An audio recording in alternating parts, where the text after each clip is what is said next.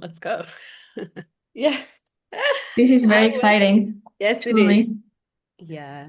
It's always exciting, I think, when Jewish women can come together. And I think so many people will relate to wherever we are in life. And, I feel like back in the day, because maybe I'm older than you guys, I don't know, but back in the day, I feel like there were less of these spaces where Jewish women were kind of there for each other. So I really admire the work that you do.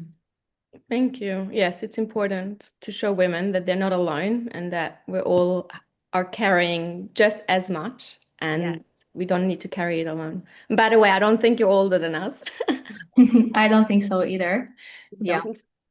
So yeah. So how old you are? I just turned 40 in the war. Yeah, I am older than you. I am 46, thank God. Oh my gosh, I want to look like you in 6 years. Good genetics, yeah, hopefully. And and because I'm not much older than you, obviously, but I do see I'm the 44, so like we are there. okay, we're the same age-ish. Yeah. So, I remember, being a young mother and everyone, including myself, pretending that everything was always perfect. And anything that I was struggling with or went through, that was mine alone. And I didn't want to be the weirdo, right? So everyone was kind Mhm. of struggling, but undercover. And now I think people are more open to share, but also I can spot out the people who are still kind of, because maybe it's age, that they're still in their 20s, and I can see that unease and the being unsure of safe space. So again, the more of this that we can create, I think it's a real chesed for women. It is, yes, to be held. Exactly. And Yeah. there are so many expectations. Like you come in life and you hear from others, and you are just given this package of how it should be. Hmm. So you don't have time to think about how you want it to be, how you want your life to look like, what are the things that are important and true to yourself. You just take for granted what others expect from you and you try to fit in their box.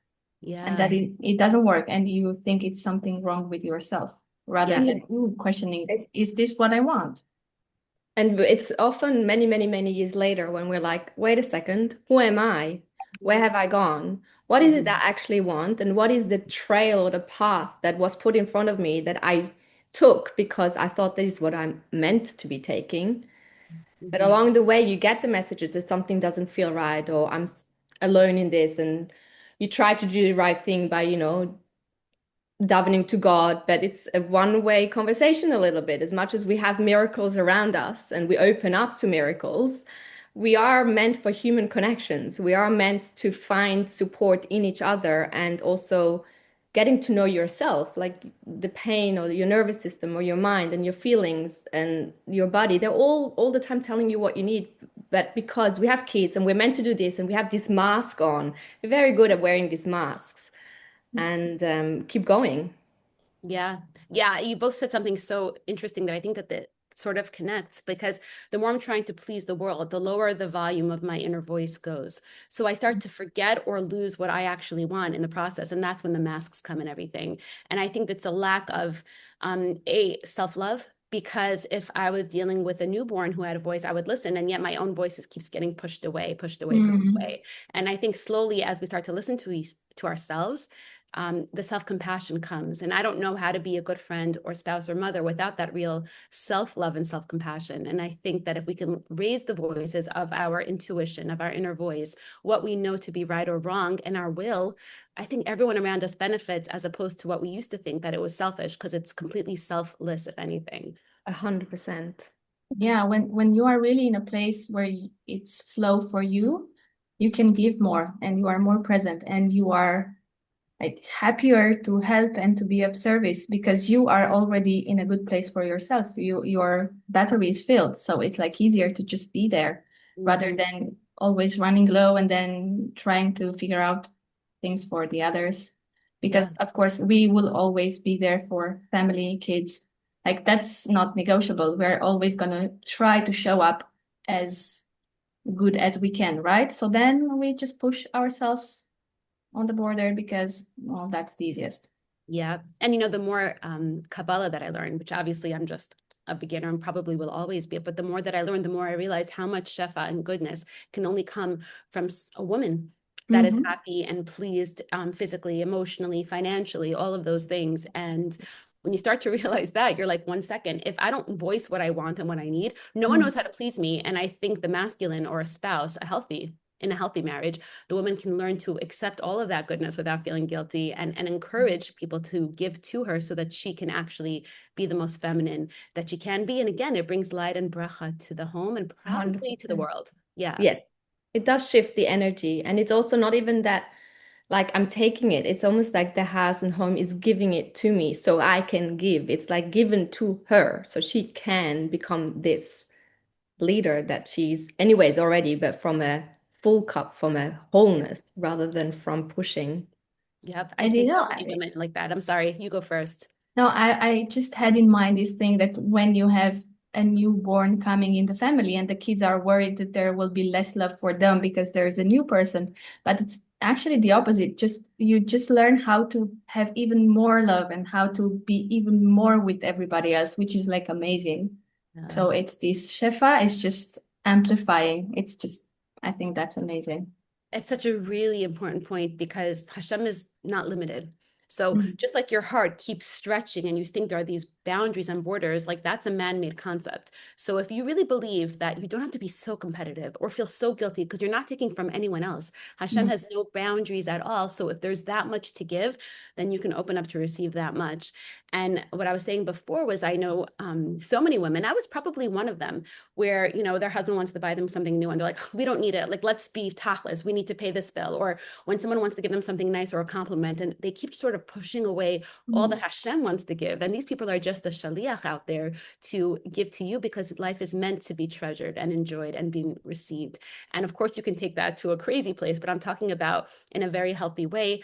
Like, if you really believe there aren't limited resources in this world and there's so much expansion and your heart can expand, why can't money expand? Why can't physical love expand? You know what I mean? You're not taking it from anything that is limited. Mhm.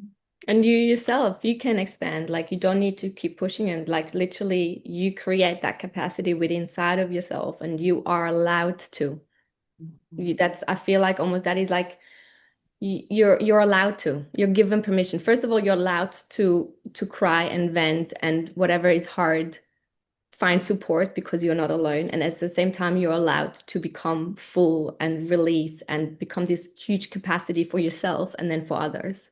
Yeah, they're probably connected. Because if you Yeah. never vent or validate your own feelings, then I don't think you can receive anything. And obviously, we're not talking about going below the belt or hurting anyone, you know, but I always say that every emotion is valid, not every action. Action, yes. True. The emotion is validated. The behavior you choose. Correct.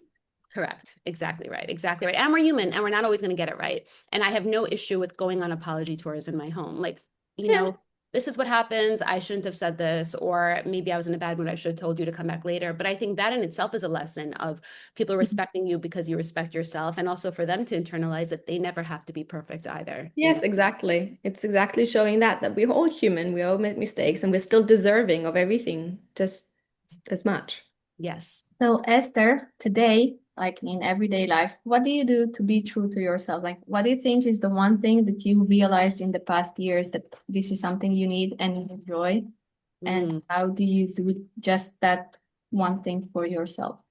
Wow. It's not just one thing. I would say that over the years, I have been quite good to myself as I was allowed to. So, for Mhm. example, there were times in my life where I had like 5 children under the age of 10, and there was no time for me to be good to myself. I tried, and for the best that I could, and put on music or took a longer shower. But for the most part, I realized I have been called to another mission temporarily, and one day it'll get a bit quieter. And thank God, you know, there's always going to be a roller coaster of life. But for the most part, as the kids get older, I've allowed myself in many ways to be kind to myself. And ironically, one of the ways that I'm very kind to myself is that I get to teach what I love, which is chazitud and tefillah and meditation and Mhm. host a Oh, party. beautiful. Yeah, it really is, because these are things that I'm not really getting paid a lot of money for. So I can't say, oh, I'm helping support the home. That's not an excuse. It's obviously for me.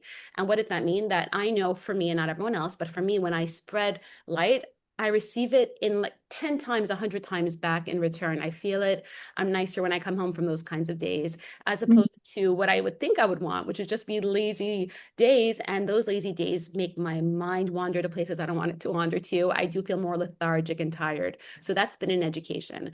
Other things that I do that are very kind to myself, I try as much as possible. Davening is nice to myself, actually. I like to practice either yoga or movement almost every single day. I need a long time. I do need a long time, and it's hard. And living in Israel, the husbands are not in the offices the way I was used to in the States. The kids have different schedules. So Yeah, the kids are home very early. to say the least. I need alone time. I know this about myself. And again, it's not a chisaron. This is just the way Hashem built me that I cannot process with chaos.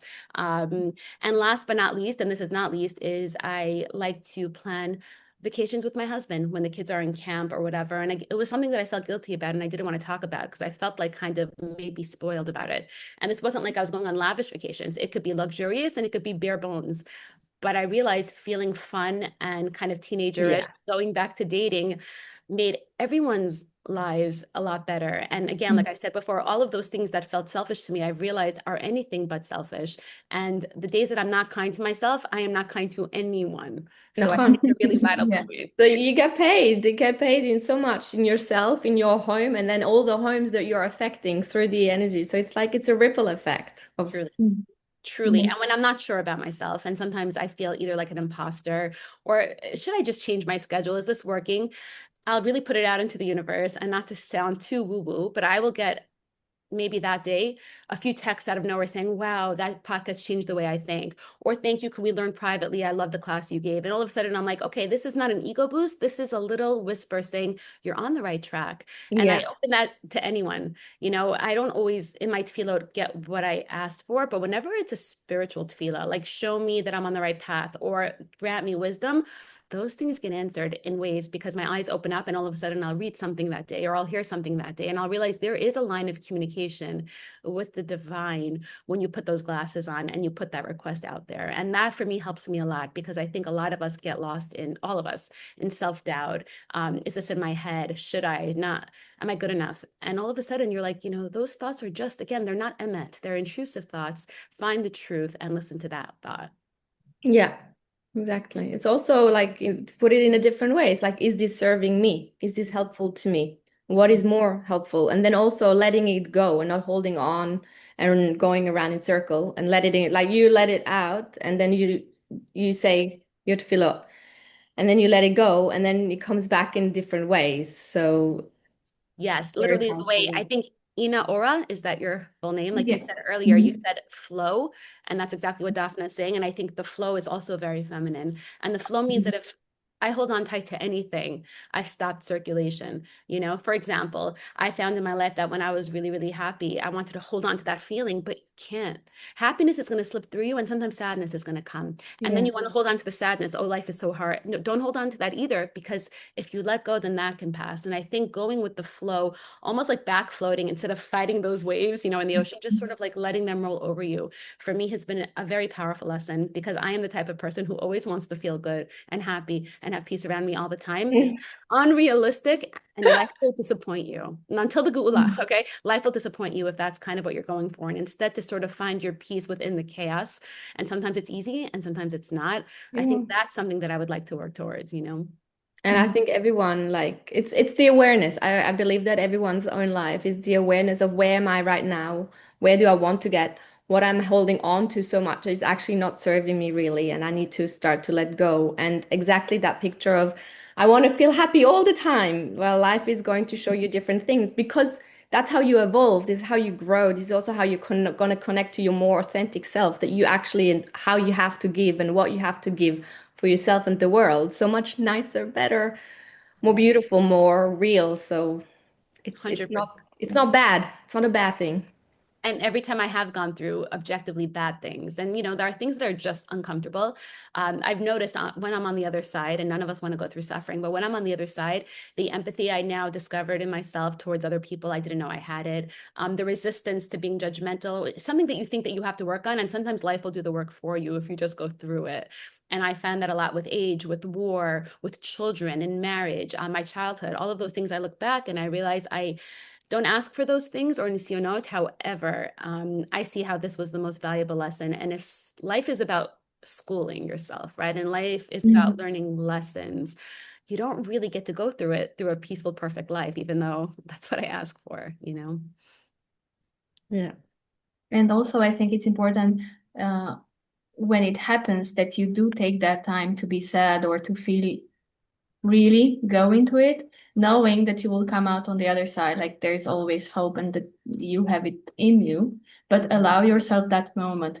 If it's 5 minutes, if it's 2 hours, if it's a whole day, it's fine. And if you manage to communicate this with your family as well, to tell them, hey guys, today is not a great day for me. I will be back soon, hopefully, Bezrat Hashem, just hang in there for me. And then you just do what you need to do. Yeah, I say that all the time. I think that's so smart. Mm. Not now. I'm having a day. And then no one gets insulted because all of a sudden you verbalize it's not about you.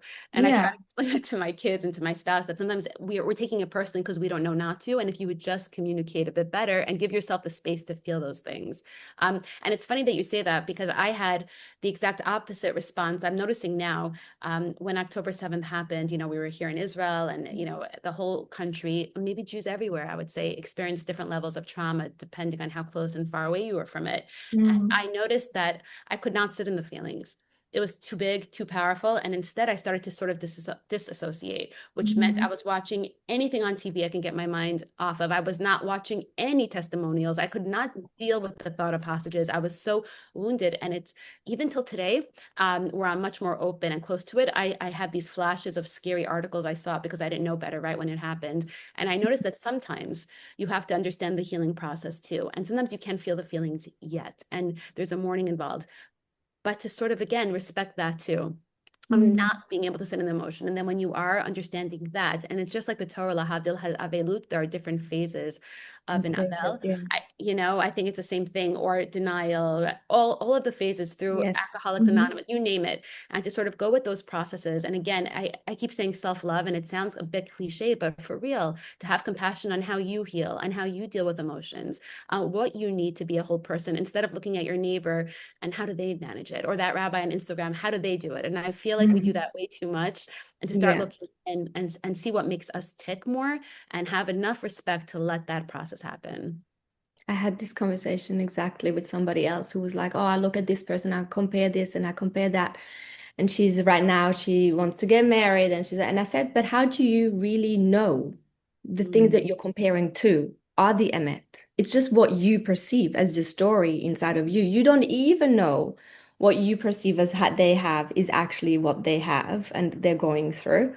And I gently tell her to go back to you. Don't compare yourself to the outside noise. You compare yourself to you. So, like you said, the self-love, it could be just, I'm going to give myself a hug a day. I'm going to say to myself the one word that lights me up a day. I'm going to find 15 points why I'm awesome. Because you're allowed to. It's not selfish, it's not egoistic. It's the way you can then just raise your vibration and energy into the world, to yourself and to the others, in the bad and in the good. But when you have all the outside noise and you look, you don't know. The outside noise, it's like if you heard noise outside, you couldn't hear someone whispering to you. So the outside noise will always crush the soft inner voice of the soul, which you really, really have to pay attention to. And that's why I also encourage, when I say meditation, but when I say meditation, I don't mean sitting cross-legged with your eyes closed only, although that's my favorite way. But I think meditation can just be someone listening to this conversation and they're clocked in. It can be learning something new. But to be able to be okay with this one thought instead of the zillions of thoughts coming in, I think is very, very helpful. And I'll add on a different note, there's someone I really respect here who lives in Renana. And she once told me, make a list of things you enjoy, big things and the small things. That literally could be a shower and literally like going on a hike. It could be traveling, whatever it is, and make that list and be honest with yourself. It could be ice cream. Okay. And then when you're feeling those things, instead of trying to reason with yourself and rationalize it, and are you going to confront this person, block that out for a second, pick something on the list that's doable right now. Okay. A bathtub. Okay.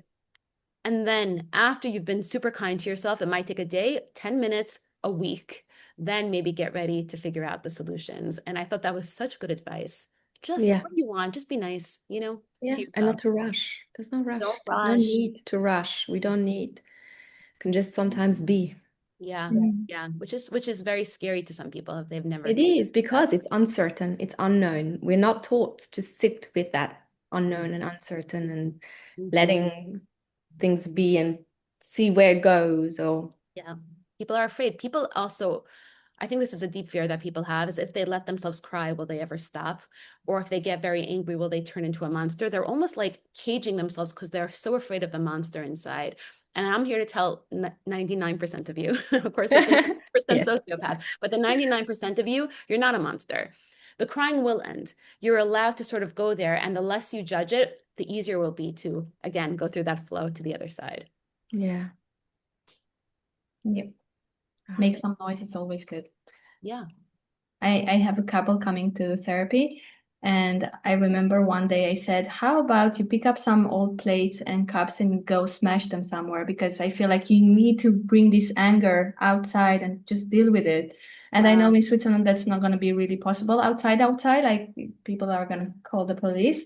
But, like it would be so good if you can actually bring out this aggressiveness that you feel towards one another, or to just deal with it, or like do something with this, not just press it down and make it go away without dealing with it. No. Well, can I ask you a question then? Being Swiss, do you find that, I'm not Swiss. oh, you're not, I'm oh, Swiss. you're I'm the Swiss. Swiss. I'm Swiss, believe me. Okay, so Yep. this question is for both of you then. Oh, this is amazing. Okay. I'm sorry. I'm just so used to being the interviewer, but okay. My Yeah. question really is if a culture is more pent up than another culture, right? So in Israel, everyone's like, where I come from in New York, you're allowed to be rude and everyone gets over it. It's quite Israeli in that way. Hmm. When you're in a Swiss culture or a Germanic culture and people are told to like sort of represent and keep it in and be orderly, where do they go? Those feelings of I need to break something, I need to express myself, Or I'll even say as an American, maybe more than a New Yorker, we were always told to just smile and be friendly, even when you hate the person, which is so not okay. What do you do with those feelings culturally? So Daphna, can I say something here, and then you can say what's Yeah, happening, go right? for So it. what from outside, because I'm not from here. I've been here living many years, and then I came to Israel and lived there for a few years, and now I'm back here. Swiss people are kind of passive aggressive. That's what they do. They are not going to tell it to your face, but then they are just going to act on it. And like, this is what I see. And many people from the outside, this is how they perceive Swiss people. And this is how they deal with their aggressiveness, which is not very healthy. Mhm. So, yeah, Daphna. All right. So growing up, I would like to say that I feel that the Swiss culture is a bit more honest in your face than I would say the English culture or Australian culture. I do. Australians, they are not. Yeah. The Australians, when I lived in Australia, I feel like you do not see what you get. You do not know what you get. You have no idea. It's like literally like not sure, like Mhm. very. And I struggled with that a lot. And in Switzerland, yes, we have some people that have their noses a bit up. They think, I'm Swiss, so therefore, and we have sometimes the things that they think, but I do feel that they are more honest and truthful into your face. They're not afraid to tell you, no, not like this. I don't like that. That's not working for me. And I like that. I Yeah. want that. Yeah. But also here, the passive aggressiveness, yes, in school sometimes we had teachers like that. Yeah. Yeah. So we Okay, met so in Australia, Daphna and I. oh, very. Where are you from, can I ask? Yeah, I'm from Romania. I grew up in Romania, so Israel is for me like Romania is like, yeah, everybody says whatever they Blunt want. also. And Yes, yeah, yes, yes, yes. it's a mess. It's good. Yeah. Wow, I'm I learning. I'm think. learning to grow into that a bit But more. also in Israel, I find that it's okay for you. That's why I find it's okay for you to be you as long as you're not trampled on. You know what I mean? Like you don't have to be this super rude if you perceive Israeli if you don't want Yeah, to. You yeah, can still get what you want and you can yeah. still. So there's a bit of a balance of, I think, of finding how do you want to show up and make sure that you get what you want and need. Find your way of doing. it. I love that. And I think Israel, specifically for Jewish people, it's like this huge melting pot of a zillion cultures, and how much I've learned versus just being around the same kind of Jewish person in these little communities where everyone's literally probably Holocaust survivor, Ashkenaz, the same exact thing. And all of a sudden I'm sort of like flooded with all these other cultures, which is such a unique experience. And then you do find out, how do I want to move through life? And it's very similar to what you said. I have a stronger backbone than I did before. I can speak up more, but I don't want to lose my niceness, and I don't want to lose the things that I find to be very important in terms of Yeah, midot. valuable to you. Yeah, That's cool. amazing. Well, thank you, Esther Malka, for your time. I thank you. I thank you for reaching out. And again, I thank you for doing what you are doing, because again, we all benefit. We truly do.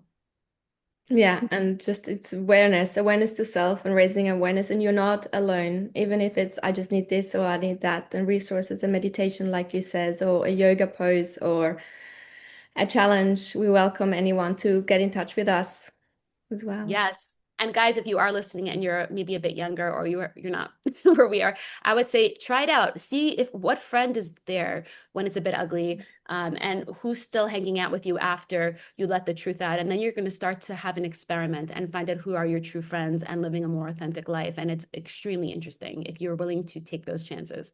Yeah, and they're worth it because those friends, they're one of a kind and they got you no matter what. Yeah. Yeah. And be a friend to yourself, guys, too. Yep. Thank you. Thank you. Nice to meet you both. I hope it's not the last time we speak. Nice to meet you too. Nice And to you meet two you can too. actually meet in person, and hopefully when I come around, we can meet. Oh, I would love that. Okay. Coffee date. There's Yes. Yep. Okay. Have a beautiful day. You too. Take care. Shabbat shalom. Bye. Bye. Shabbat shalom.